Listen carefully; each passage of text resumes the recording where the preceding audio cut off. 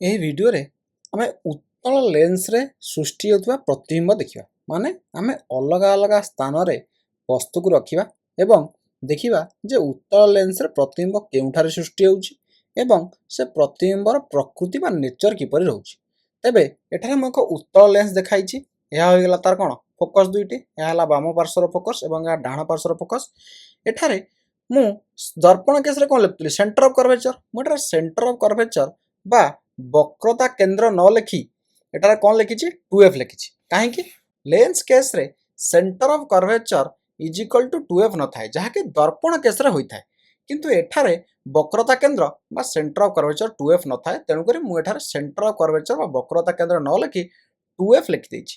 ମାନେ ଏଇ ଫୋକସ୍ ଦୂରତାଟି ଯେତିକି, ଏହି ଦୂରତାଟି ଆଲୋକ କେନ୍ଦ୍ର ଠାରୁ ତାର 2 ଗୁଣା ଦୂରତା। ତେବେ ଚାଲନ୍ତୁ ଆମେ ଭିନ୍ନ ଭିନ୍ନ ସ୍ଥାନରେ ବସ୍ତୁକୁ ରଖିବା ଏବଂ ଦେଖିବା ଯେ ପ୍ରତିବିମ୍ବ ଯେଉଁ ସୃଷ୍ଟି ହେଉଛି ତାହା କେଉଁ ସ୍ଥାନରେ ସୃଷ୍ଟି ହେଉଛି ଏବଂ ସେ ପ୍ରତିବିମ୍ବର ପ୍ରକୃତି କ'ଣ। ତେବେ ଚାଲନ୍ତୁ ପ୍ରଥମେ ମୁଁ ଏଇ ଯେଉଁ 2Fର ବାମ ପାର୍ଶ୍ୱରେ ଏକ ଅବଜେକ୍ଟ ବା ବସ୍ତୁକୁ ରଖିଲି ଏବଂ ମୁଁ ପ୍ରଥମେ ଦେଖନ୍ତୁ ଏଇ ବସ୍ତୁରେ ବହୁତ ଗୁଡ଼ିଏ ଆଲୋକ ରଶ୍ମି ପଡ଼ୁଥିବ ଏବଂ ସେଗୁଡ଼ିକ ପ୍ରତିଫଳିତ ହୋଇ ସବୁ ଦିଗରେ ଯାଉଥିବେ। ସେଥିରେ ମୁଁ କିଛିଟା ଆଲୋକ ରଶ୍ମି ନେବି। ତେବେ ପ୍ରଥମେ ମୁଁ କ'ଣ କଲି, ବସ୍ତୁର ଅଗ୍ରଭାଗରୁ ଏକ ଆଲୋକ ରଶ୍ମି ନେଲି। ତାହା କେଉଁ ଆଲୋକ ରଶ୍ମି ନେଲି? ତାହା ଏକ ସମାନ୍ତର ଆଲୋକ ରଶ୍ମି ନେଲି। କାହାକୁ ସମାନ୍ତର? ପ୍ରମୁଖ ଅକ୍ଷକୁ ସମାନ୍ତର ହୋଇ ଏକ ଆଲୋକ ରଶ୍ମି ନେଲି। କାହିଁକି ପ୍ରମୁଖ ଅକ୍ଷକୁ ସମାନ୍ତର ଆଲୋକ ରଶ୍ମି ନେଲି?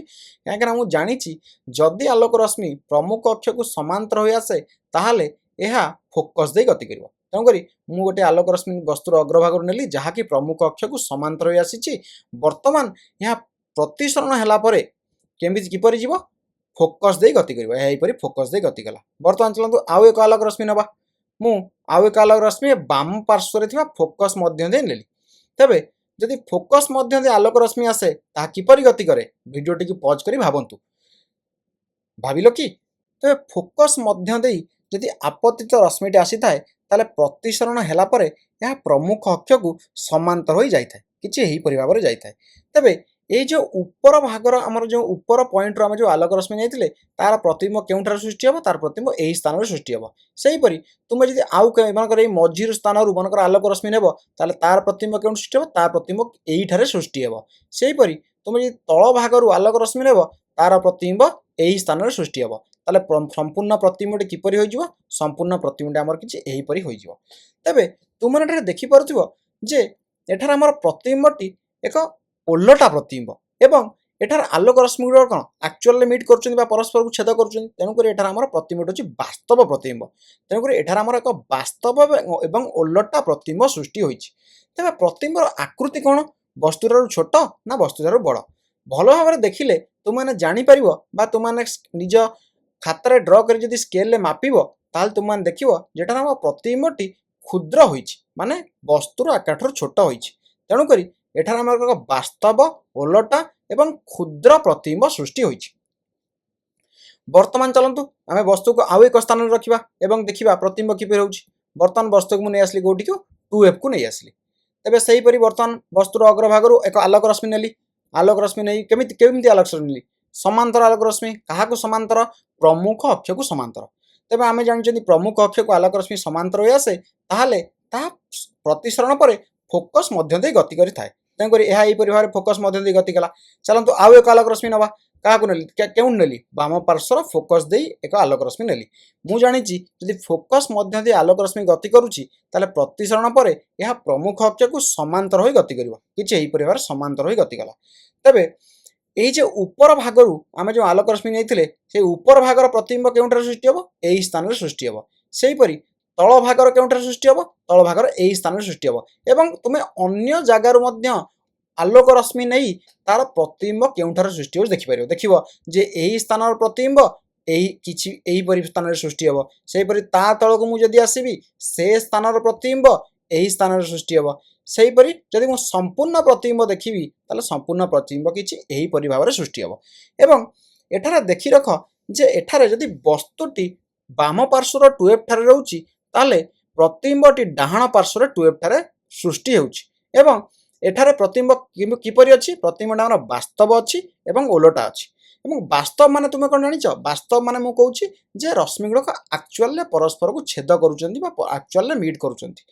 ତେବେ तुमे वास्तव बोली किपरि जानि परिबो जदि तुमे एठार एक स्क्रीन बा परदा आनि रखिबो देखिबो जे प्रतिबिंबटी सतरे ता उपरे सृष्टि हेउछि तेणु करी एही भली प्रतिबिंब वास्तव प्रतिबिंब कहिथाउ तेबे एठार हमर वास्तव एवं ओलटा प्रतिबिंब सृष्टि होइछि एवं जदि एठार ध्यान दे देखिबो ताल देखिबो जे वस्तुर आकार एवं प्रतिबिंबर आकार उभय कोन अछि समान अछि तेणु करी जेतले वस्तुटी बाम पार्श्वर 2f टारे थाए प्रतिबिंबटी डाहाण पार्श्वर 2f टारे सृष्टि होइताए एवं ताहा वास्तव ओलटा एवं समान आकृतिर होइताए चलतु तेबे पूर्व केस कौन था पूर्व केस देख पूर्व केस कौन था जे वस्तुटी वास्तव एवं वस्तुर प्रतिबिंबटी वास्तव ओलटा एवं क्षुद्र होइतला किंतु एठार कौन है एठारे वास्तव ओलटा एवं समान साइज रो आसिला माने देख वस्तुटी जेतबे डाहाण को घुंचिला प्रतिबिंब मध्य डाहाण को घुंचिला एवं प्रतिबिंबर आकृति क्षुद्र थिला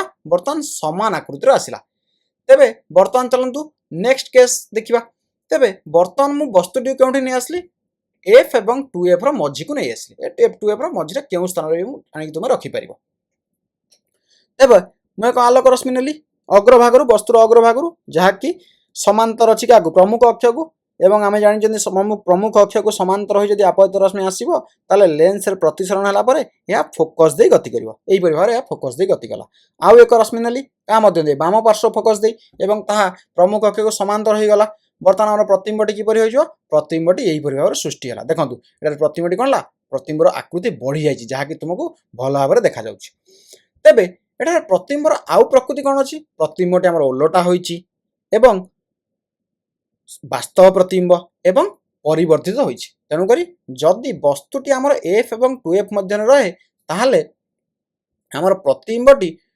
2f रो डाहाण पार्श्व के हेबो एवं ताहा वास्तव ओलटा एवं वर्धित प्रतिबिंब हेबो चलंतु वर्तमान वस्तुटी को हमें फोकस को नै आसीबा वस्तुटी को फोकस रखिली वर्तमान पुनर्बार वस्तुर अग्रभाग कौन करी एक समांतर आलोक रश्मि नेली जहाँकि प्रमुख अक्ष को समांतर आसी ता फोकस मध्य दे गति गला सेपरि आउ एक आलोक रश्मि कौन कली एठार मु आलोक रश्मि आलोक केंद्र दे नेली तेबे तुमे माने जानिच जदि आलोक केंद्र दे एक रश्मि गति करूची ताहाले एहा विपथन हेबो नाही माने एहार कोनोसी डेविएशन घटिबो नाही आलोक केंद्र दे गति करूथवा आलोक रश्मि कोनोसी विपथन बा डेविएशन बिना लेंस रो निर्गत होइथाय तेबे तेणु करी ए आलोक रश्मिटी बिना डेविएशन लेंस रे हमर गति करी आसिला तेबे वर्तमान जे तुमान देखिबो एटार ए आलोक रश्मि दुईटी परस्पर को समांतर होई जाउछन्ती ए जो प्रतिसरित रश्मि दुईटी परस्पर को समांतर होई जाउछन्ती तेणु करी एमाने केउठी भी परस्पर को छेद करिवे नाही बा एठार हमर कोनोसी प्रतिबिंब सृष्टि होए नाही किंतु किछि बही हमर एहा मध्य लेखन्ती जे एगुडी के जाई परस्पर को इन्फिनिट रे छेद करिवे एवं प्रतिबिंबटी इन्फिनिट रे सृष्टि होय बोली लेखि थांती तेबे वर्तमान चलंतु वस्तुटी को फोकस एवं आलोक केंद्र मझी को नै आसले एटा हमर फोकस एवं एटा हमर आलोक केंद्र आंका मझी रानी कोन रखि देले तेबे वर्तमान मु कोन कली एक आलोक रश्मि नेबी केमिति तुमान जानिछ समांतर आलोक रश्मि नेबी काहा को समांतर प्रमुख अक्ष को समांतर तेबे वर्तमान तेबे प्रमुख अक्ष को समांतर होई आलोक रश्मि आसिला प्रतिसरण परे यह डाहाण पार्श्वर फोकस दे गति कला सेहि परि मु एठारे आउ एक आलोक रश्मि नेबी एक आउ एक आलोक रश्मि केमिति नेली एमिति नेली जेपरि यह फोकस दे आसीछि मुई जो आलोक रश्मि नेली यह किपरि नेली एमिति नेली जेपरि यह फोकस दे आसीथिबो एइठारु फोकस दे आजथियो मो डायग्राम एथार टिके ओडुआ होइछि तेनकर तुमको यह सीधा न लागि पारे मानि न यह सीधा अछि एवं जदि आलोक रश्मि हमर एइपरि तुम माने एटा स्केल पकाई एउठे एक सीधा लाइन ड्रा करिवो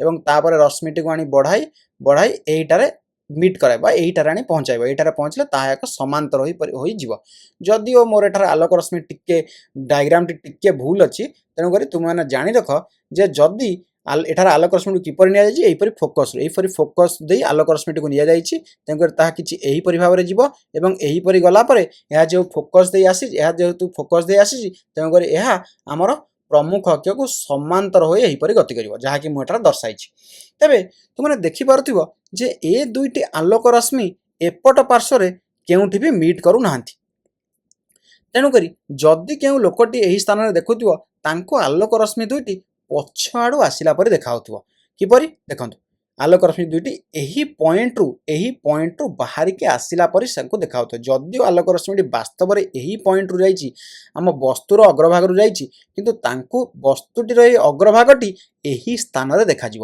ତେଣୁକରି ଏହାର ପ୍ରତିବିମ୍ବଟି କିପରି ସୃଷ୍ଟି ହେବ? ଏହାର ପ୍ରତିବିମ୍ବଟି ଏହିପରି ଭାବରେ ସୃଷ୍ଟି ହେବ। ତେଣୁକରି ଏହା କେଉଁ ପ୍ରକାର ପ୍ରତିବିମ୍ବ? ଏହା ଏକ ବାସ୍ତବ ପ୍ରତିବିମ୍ବ ନା ଆଭାସୀ ପ୍ରତିବିମ୍ବ? ଭିଡ଼ିଓଟିକୁ ପଜ୍ କରି ଭାବ। ଭାବିଲ କି? ତେବେ ତୁମେମାନେ ଜାଣିପାରିବ ଯେ ଏଠାରେ এই ଯେଉଁ ଆଲୋକ ରଶ୍ମି ଦୁଇଟି ପ୍ରକୃତରେ ପରସ୍ପରକୁ ଛେଦ କରୁନାହାନ୍ତି, ସେମାନେ ଆମକୁ ଛେଦ କଲା ପରି ଦେଖାଯାଉଛନ୍ତି। ତେଣୁକରି ଏଠାରେ ଆମର ଏକ ଆଭାସୀ ପ୍ରତିବିମ୍ବ ସୃଷ୍ଟି ହୋଇଛି। ଏହା ଏକ ଆଭାସୀ ଏବଂ ସଳଖ ପ୍ରତିବିମ୍ବ। ତେବେ ତୁମେମାନେ କିପରି ଜାଣିବ ଯେ ଏହା ଆଭାସୀ ବୋଲି କିପରି ସିଓର ହେବ? ତୁମେମାନେ ଯଦି ଏକ ପରଦା ଆଣି ଏଠାରେ ରଖିବ, ତାହେଲେ ଦେଖିବ ସେ ପରଦା ଉପରେ ତୁମକୁ କୌଣସି ପ୍ରତିବିମ୍ବ ଗଠିତ ହେବାର ଦେଖାଯିବ ନାହିଁ। ତେଣୁକରି ଏହା ହେଉଛି ଆମର ଏକ ଆଭାସୀ, ସଳଖ ଏବଂ ଏହାର ପ୍ରତିବିମ୍ବର ଆକାର ବସ୍ତୁର ଆକାରଠାରୁ ବଡ଼ ଅଛି। ତେଣୁକରି ଏହା ଏକ ବର୍ଦ୍ଧିତ ପ୍ରତିବିମ୍ବ। ତେଣୁକରି ଉତ୍ତଳ ଲେନ୍ସରେ କେବଳ ଏହି ଗୋଟିଏ ସ୍ଥାନରେ, ମାନେ ଯେତେବେଳେ ବସ୍ତୁଟି ଆମର ଫୋକସ୍ ଏବଂ ଆଲୋକ କେନ୍ଦ୍ର ମଧ୍ୟରେ ଥାଏ, ସେହି ଗୋଟିଏ କେସ୍ରେ ହିଁ କେବଳ ଆମର ଆଭାସୀ ପ୍ରତିବିମ୍ବ ସୃଷ୍ଟି ହୋଇଥାଏ। ଏହି ଭିଡ଼ିଓରେ ଆମେ ଉତ୍ତଳ ଦର୍ପଣରେ ସୃଷ୍ଟି ହେଉଥିବା ପ୍ରତିବିମ୍ବ ସବୁ ଦେଖିଲେ।